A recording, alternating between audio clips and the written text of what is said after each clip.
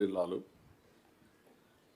ఇంకొక పక్కన ఈ ప్రాజెక్టుతో 7.2 లక్షల ఎకరాలకు కొత్త ఆయకట్టు వస్తుంది.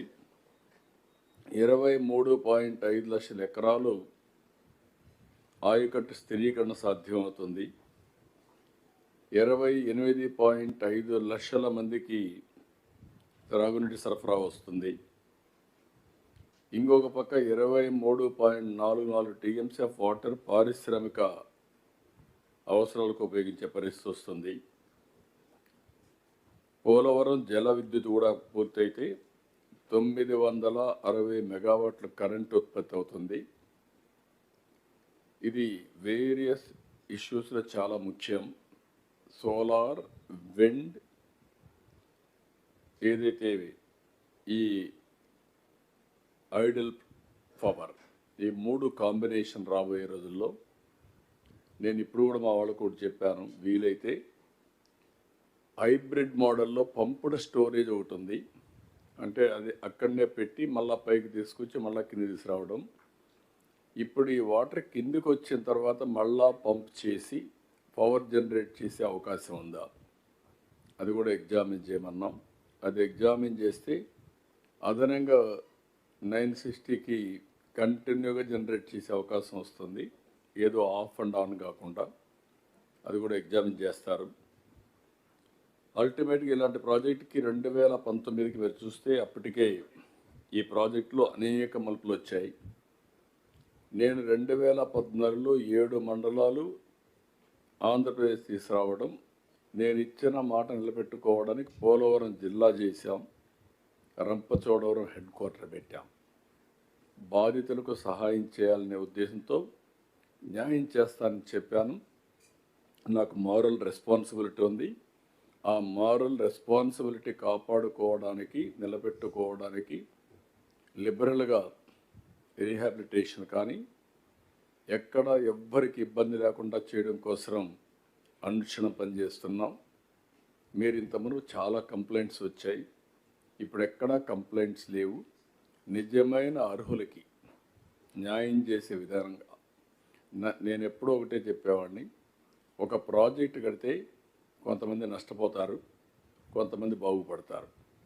బాగుపడిన వాళ్ళు ఆనందంగా ఉంటారు, నష్టపోయిన వాళ్ళు చాలా బాధపడుతూ ఉంటారు. అలాంటి నష్టపోయిన వాళ్ళకు కూడా పునరావాసం కల్పించి ఒక భరోసా ఇవ్వాల్సిన బాధ్యత మన పైన ఉంటుంది. ఆ ఎగ్జాంపుల్ ఇక్కడ తీసుకొని చేస్తున్నాం. అయితే 2019 నాటికి 72% పనులు పూర్తయినాయి. అక్కడి నుంచి నిర్లక్ష్యం, ప్రాజెక్టు పైన కక్ష, ఇక్కడ పనిచేసే వాళ్ళందరినీ ఉన్న పళంగా మార్చేయడం, ఏజెన్సీని మార్చేయడం, పీపీఏ చెప్పిన వినకుండా చేయడం, కడాన డయాఫామ్ వాళ్ళు కొట్టుకోకపోతే ఐడెంటిఫై చేయలేని అసమర్థత.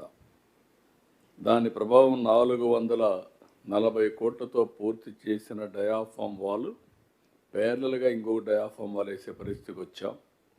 990 కోట్లు దగ్గర ఖర్చు అయ్యే పరిస్థితి వచ్చింది అదనంగా. అది వార్ ఫుటింగ్లో కంప్లీట్ చేశాం. దాన్ని కూడా ఇమ్మీడియట్గా ఈరోజు మీరు చూస్తే పూర్తి అయ్యింది. దానిపైనే ఈసీఆర్ఎఫ్ డ్యామ్ని నిర్మాణం చేస్తున్నాం. ఈరోజు నేను మొత్తం చూశాను.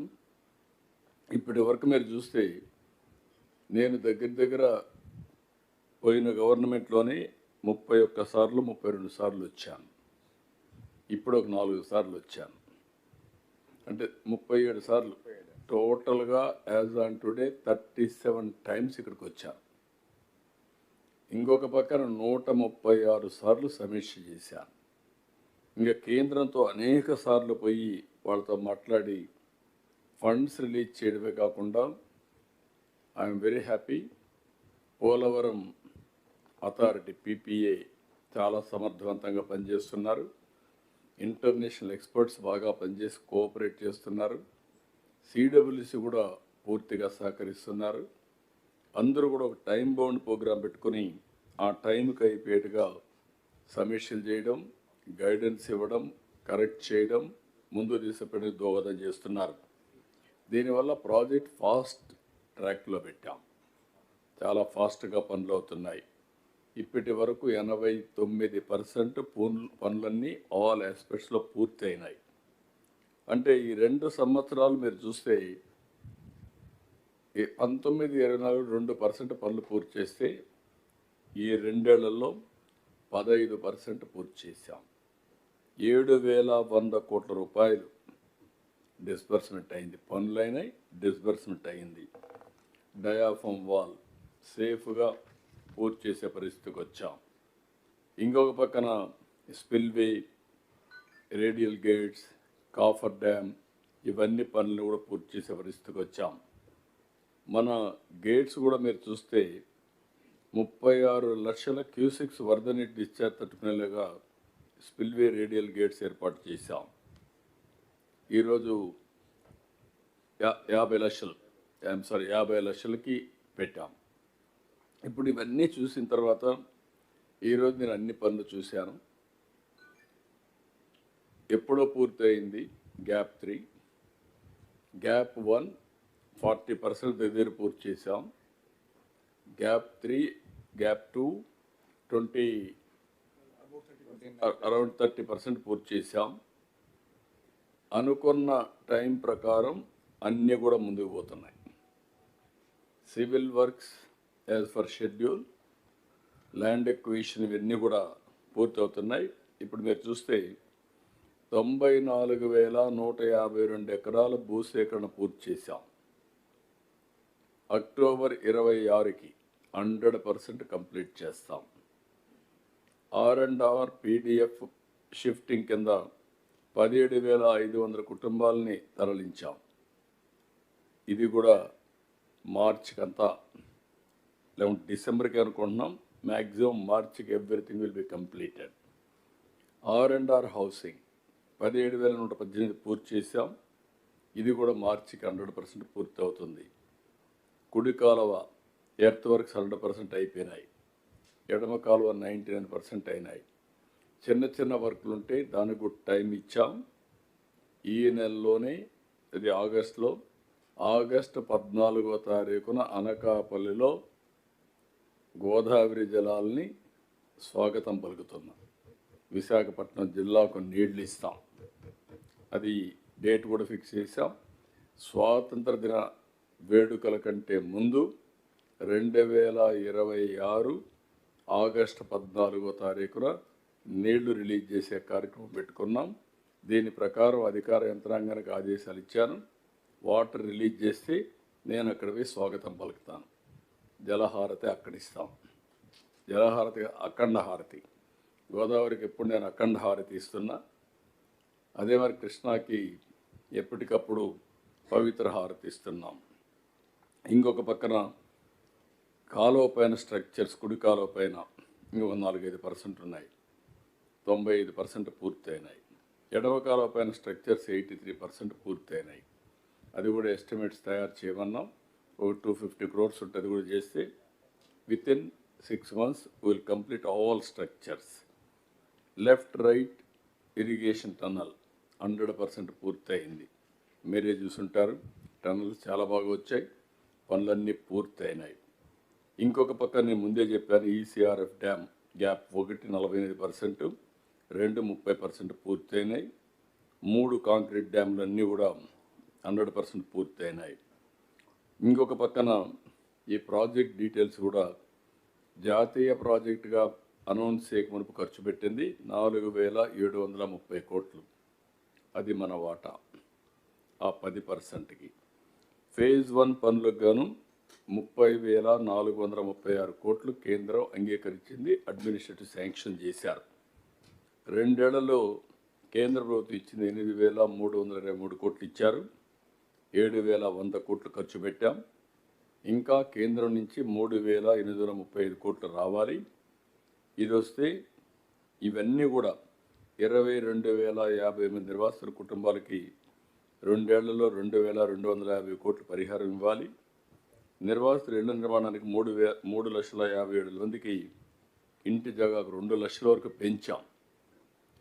ఇక్కడ ఈసారి నేను ఎవరైనా కానీ వాళ్ళే కట్టుకుంటామంటే, ఇంటి జాగా కొనుక్కుంటామంటే 2 లక్షలు అదనంగా ఇస్తున్నాం. ఇల్లు కట్టుకుంటామంటే కూడా వాళ్ళకి అదనంగా డబ్బులు ఇచ్చి వాళ్ళనే కట్టుకోమని చెప్పాం. ఇవన్నీ కూడా మొత్తం పూర్తయ్యే పరిస్థితికి వచ్చింది 2027 మార్చ్. అన్ని పనులు పూర్తి చేస్తాం. అక్కడి నుంచి ఏ రోజు వర్షాలు బాగా పడితే పోలవరంలో జలకళ వస్తానే ఇనాగరేషన్ చేస్తాం, జాతికి అంకితం చేస్తాం. ఇది రాష్ట్రానికి ఒక శుభ ప్రారంభం, ఆంధ్రప్రదేశ్కి జీవనాడి. ఇది ప్రజల యొక్క చిరకాల వాంఛ, దశాబ్దాలుగా కోరిక. ఆ కోరిక రాబోయే మార్చికి పూర్తవుతుంది. అక్కడి నుంచి ఫేజ్ 2కి వెళ్తాం. కాబట్టి మీకు అందరికి కూడా ఎప్పటికప్పుడు ఇప్పటి నుంచి ఎవ్రీ మంత్ ప్రోగ్రెస్ ఉంది.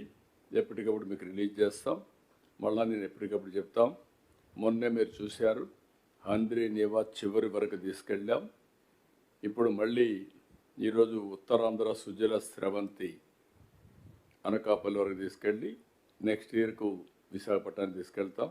ఆ తర్వాత వంశధార కనెక్ట్ చేస్తాం. అదే సమయంలో ఈ సంవత్సరమే సెప్టెంబర్ మొదటి తారీఖున శ్రీశైలం నీళ్ళు వస్తానే వెలుగొండ ప్రాజెక్టు కూడా ప్రారంభిస్తాం. నేనే లాంగ్ బ్యాక్ 95-96 ఆ ప్రాంతంలో ఫౌండేషన్ వేసాను. మళ్ళీ చాలా ఇబ్బందులు ఒడిదుడుకులు వచ్చే ఆ ప్రాజెక్టుకి. ఈ సంవత్సరం మనం ఏ విధంగా ఉంటారంటే, వ్యక్తుల యొక్క ప్రవర్తన ప్రాజెక్టు పూర్తిగా మునిపే జాతికి అంకితం చేశారు. అక్కడ పోయి చూస్తే ప్రాజెక్టు పూర్తి కాలేదు. ఇప్పుడు దగ్గర 2,500-3,000 కోట్లు ఖర్చు పెట్టి ఫేజ్ 1 పూర్తి చేసే పరిస్థితి వచ్చాం. టనల్ 2లో మెషిన్ కూడా ఇరక్కపోయింది. అక్కడి నుంచి టనల్ 1 కూడా పనిచేసే పరిస్థితి లేదు.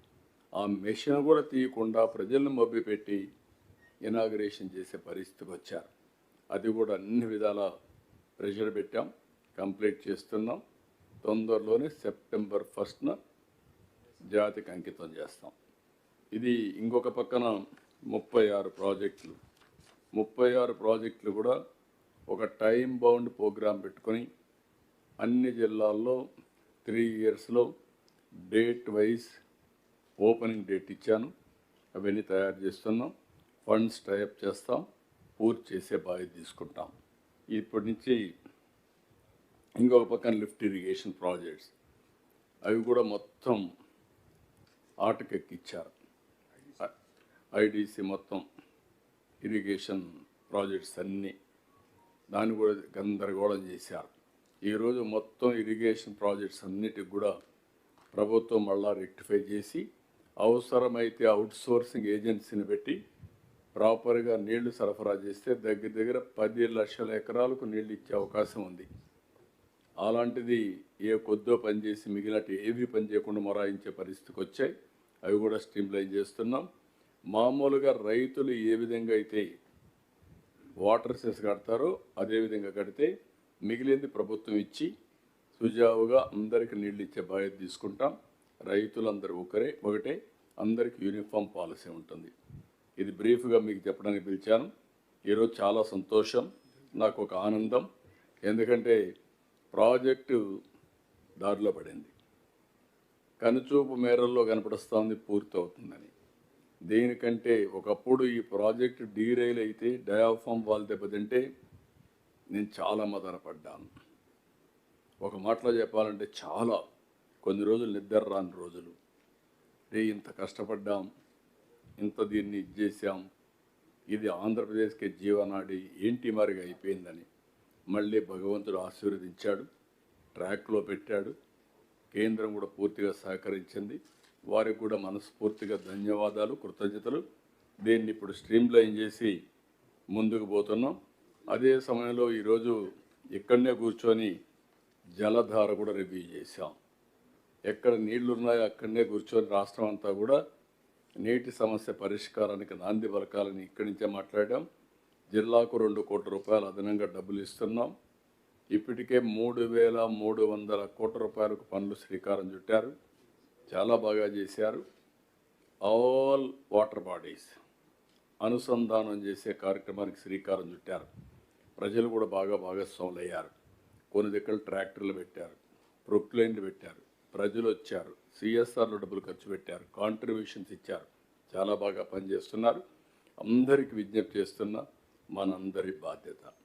మన ఊర్లో వర్షం పడితే ఆ వర్షపు నీరుని భూగర్భ జలాలుగా మార్చి మన చెరువుల్లో పెట్టుకొని మనం సద్వినియోగం చేసుకునే బాధ్యత తీసుకోవాల్సిందిగా మరొకసారి కోరుతూ, ఈరోజు ప్రతి కలెక్టర్కి 2 కోట్ల రూపాయలు డబ్బులు కూడా ఇచ్చాం. కన్వర్జెన్స్కి, ఎక్కడన్నా అడ్జస్ట్మెంట్లకి, దీనికి కూడా ఇచ్చి దీన్ని లాజికల్గా తీసుకుపోతాం. థ్యాంక్ యూ అనడం. ముందు మనం పెట్టి మళ్ళా దానికంతా ల్యాండ్ ఎక్విజిషన్, వేరే స్టేట్స్ అవన్నీ ఉన్నాయి, వర్కౌట్ చేస్తాం.